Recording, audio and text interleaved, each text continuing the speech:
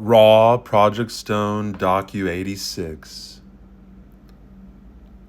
President Donald J. Trump just moved forward with the Secure America Act, directing major new funding toward fighting child exploitation and strengthening domestic law enforcement investigations.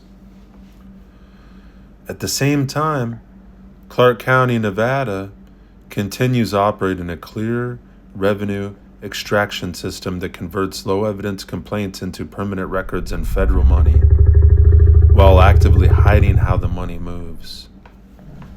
December 6th, 2025, Bill Fintel calls 911 on my family. The responding officer in the official report said, "No legitimate worries on the juvenile," and the concerns were the same as the prior, nothing new. The call was still permanently logged into the CAD system anyway. That entry now sits in government records indefinitely. April 20th, 2026. The same day I paid Henderson for that $238.10 for my own public records, the HOA issued 4 new violations against my home, including one for a Trump sign in my window. The timing was not accidental. This is not isolated behavior. This is exactly how the intake system is structured to generate activity. So we're taking a look at the core fraud. Title 4E is an uncapped federal entitlement. Counties receive reimbursement for every child they keep in foster care or guardianship. The more placements, the more federal money flows. Clark County uses $1.5 million in annual outside agency grant, OAG, taxpayer money as a required local match. This local tax money is the multiplier that draws huge federal reimbursements. The other line item in their subawards has moved over $356 million in 6 years, mostly for placement and administration costs. This category is deliberately vague, making it difficult to track exactly how the money is spent.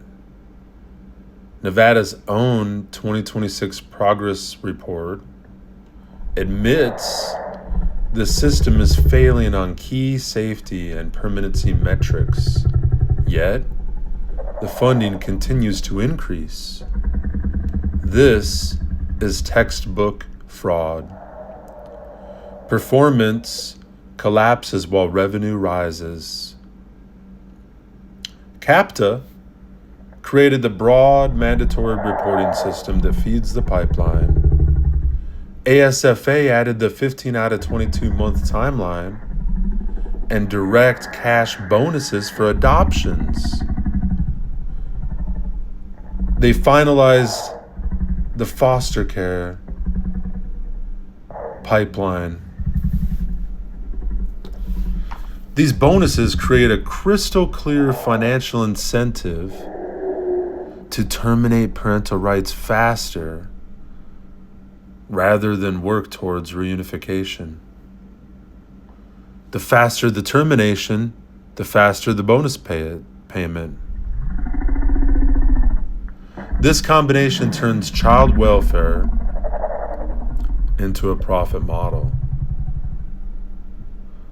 Low quality inputs like neighbor disputes, HOA complaints, coordinated calls are all allowed to enter into the system with almost no verification. Once logged, they can become permanent and can be used to justify further action and funding. The system rewards volume over accuracy. We're going to be taking a look at several different layers of the fraud.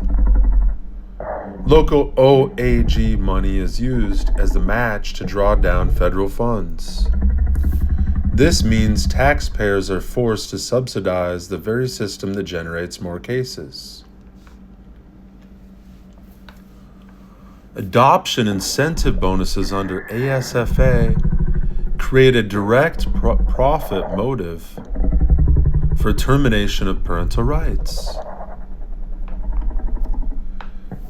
Vague budget categories like other allow hundreds of millions of dollars to move with minimal accountability or breakdown of actual spending. Public records requests are stonewalled even after payment. HPD 125 notices and referrals to city attorney. What this does is it prevents oversight of how the money is being used. Coordinated use of HOAs and neighborhood calls as functions as low-cost, low-accountability intake method that feeds the revenue pipeline while staying off official 911, 311 logs in some cases.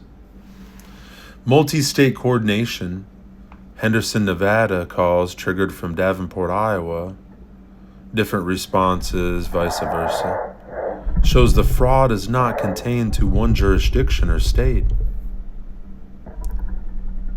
The structural crime is this. The system is designed so that weak or manufactured inputs can still generate permanent records and federal funding. There is almost no gate at the point of entry to stop low quality or coordinated noise from becoming official government data. The technical enabler of the fraud. Current 911 and CAD systems have no meaningful cryptographic integrity at intake. They function as simple logging systems. Anyone can submit a report.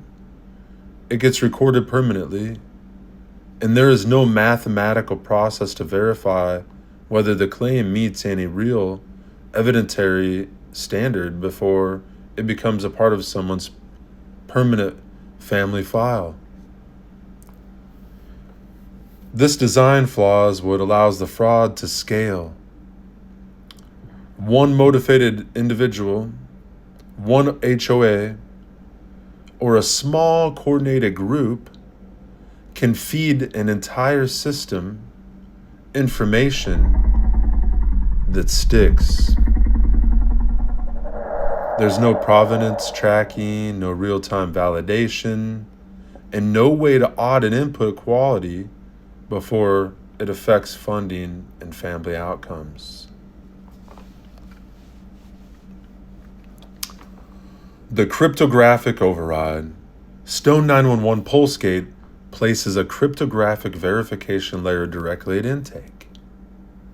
It evaluates calls against verifiable risk patterns using zero-knowledge techniques before anything is allowed to become a permanent record. Low evidence noise is filtered.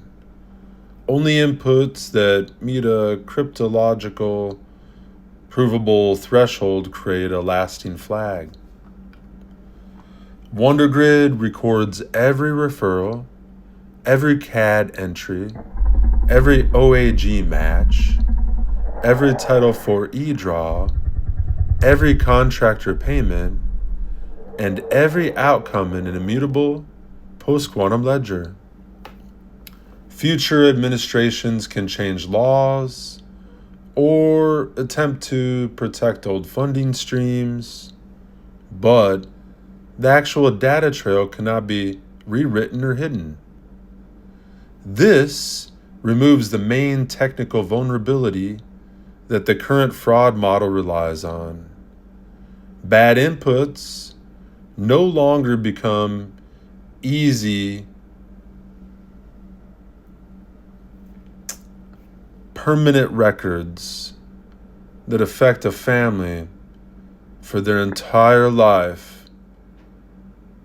while triggering funding streams of federal cash and taxpayer money.